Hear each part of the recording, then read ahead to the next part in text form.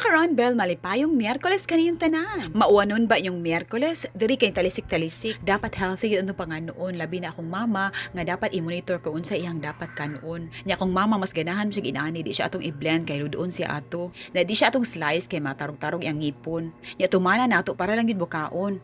Ang unang mga nasod nga nakakaon ani, Armenia, Sumeria ug Thrace, unya nakaabot dayon sa India ug naadto dayon sa China, kundiin ang China may nanguna gid sa produksyon sa pino sa tibuok kalibutan.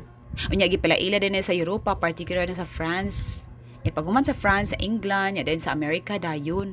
Nya karon halos tanang kontinente ang naiproduksyon ani. Ingon sa Bing.com, ang scientific name niya kay Cucumis sativus. According to Healthline.com, ang review ni Rachel Ajmera, MSRD, high in nutrients gini siya, niya contains antioxidants, niya ma-promote siya hydration, niya makatabang siya sa weight loss, o niya makalower siya sa blood sugar. Niyang card sa lang bahin kay gidomesticated siya sa ancient empires located in today's Iran and Afghanistan over 5,000 years ago. Ang scientific name niya kay Daucus carota.